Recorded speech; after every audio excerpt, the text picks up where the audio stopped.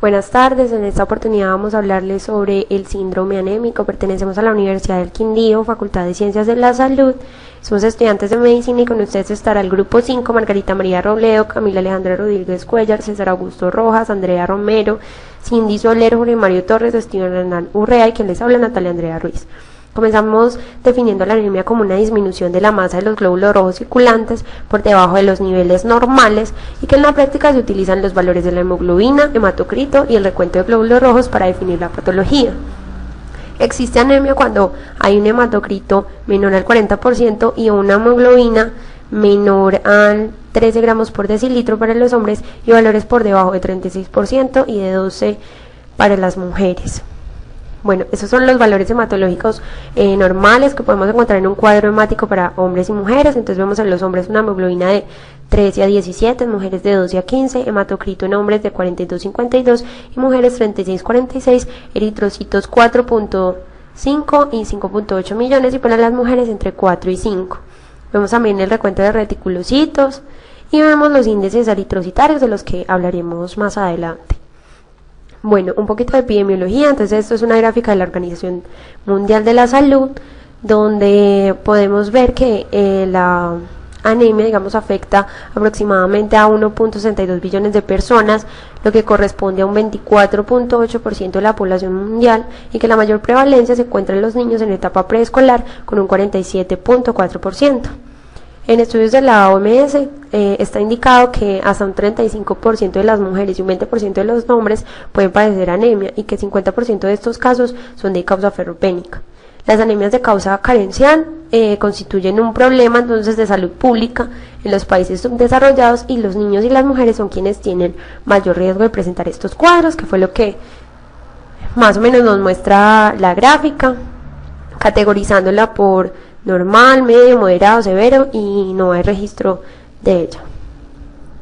Bueno, hablamos ya de la clasificación, que puede ser por pérdidas hemáticas. Entonces ocurre que pueden ser pérdidas agudas o crónicas, agudas por traumas, crónicas por lesiones del tracto gastrointestinal o problemas ginecológicos, también por aumento de la destrucción de los hematíes. Entonces hablamos de una hemólisis extracorpuscular que puede ser por infecciones, anticuerpos, fármacos, destrucción mecánica, agentes físicos y químicos, o por hemólisis intracorpuscular que pueden ser hereditarias o adquiridas. Las hereditarias, déficits enzimáticos, hemoglobinopatías, anomalías de la membrana, y las adquiridas, hemoglobinura paroxística nocturna, intoxicación por plomo. También hablamos de la disminución de la producción medular, entonces hablamos de una aplasia medular global, hablamos de una infiltración medular, o sea, una meloptisis, por leucemias, melomas, linfomas, fibrosis, granuloma, carcinomas. Hablamos por déficit de factores de maduración, como ocurre con la vitamina B12 y ácido fólico, o por déficit de hierro, déficit de eritropoyetina, en insuficiencia renal aguda o crónica, o en enfermedades crónicas que sean de tipo endocrino, neoplásicas, infecciosas, inmunológicas e inflamatorias. Hablando de los índices eritrocitarios, entonces decimos que el volumen corpuscular medio es el volumen medio de un glóbulo rojo, los valores referenciales son 80 y 100 femtolitros. Hablamos que esto nos dice si los eritrocitos son normocíticos, macrocíticos o microcíticos. La hemoglobina corpuscular media es el contenido medio de hemoglobina por cada glóbulo rojo.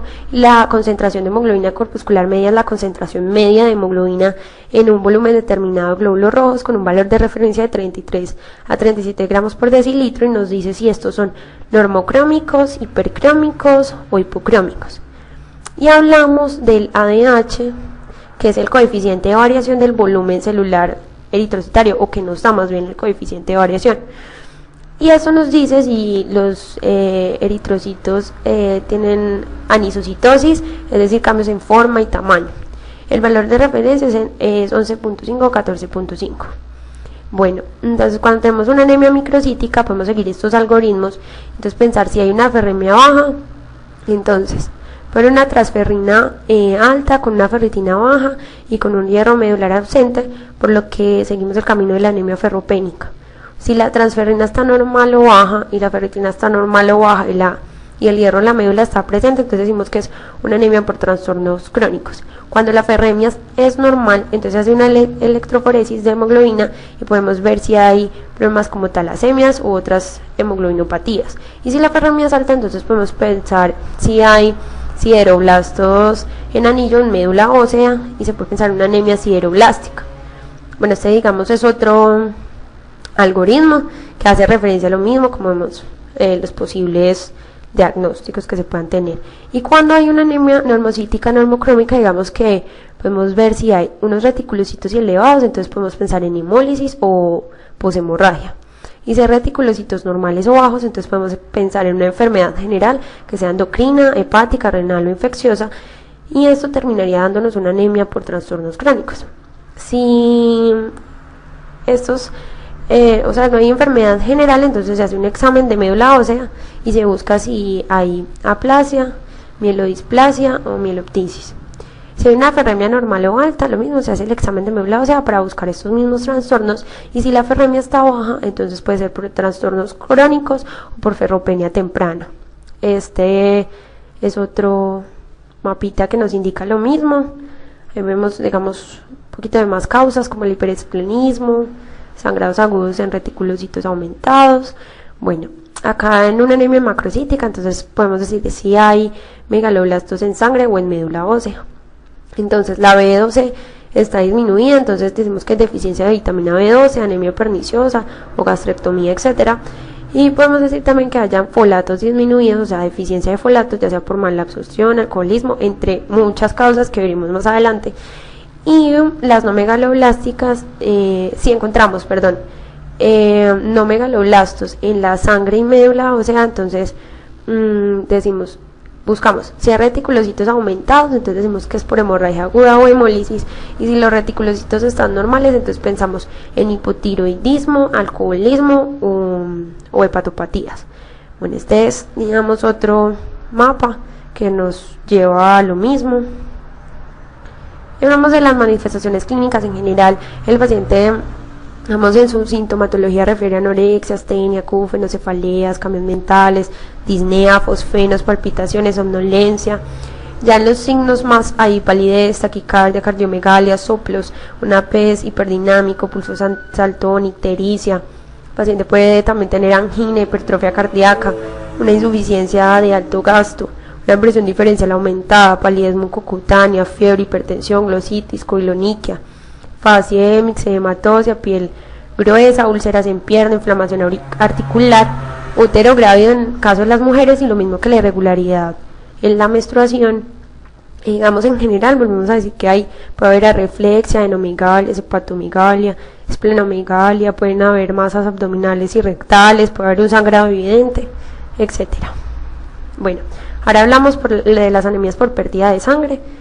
Decimos que la suprahemorragia aguda y crónica, empezamos con la aguda, entonces decimos que clínica y morfológicamente dependen de la velocidad de la pérdida y de si la hemorragia es interna o externa, y que tiene unas características, que es que hay pérdida de volumen intravascular y el paciente puede tener colapso cardiovascular, shock y llegar a la muerte. Si aquí disminuye el hematocrito, aumenta la eritropoyetina, como digamos, como hay las células juxtaglomerulares se estimulan porque hay menos llegada de oxígeno, entonces se crea la eritropoyetina que termina estimulando las células madre en la médula ósea, y por eso es que hay reticulocitos aumentados. Cuando la hemorragia es interna, entonces el hierro y la hemoglobina se terminan recuperando porque, por ejemplo, en cavidad pleural esta lo absorbe, pero cuando es externa, el hierro disminuye, digamos, empeorando aún el cuadro del paciente porque no hay quien reabsorba eso, entonces se demora, digamos, más así la recuperación de este.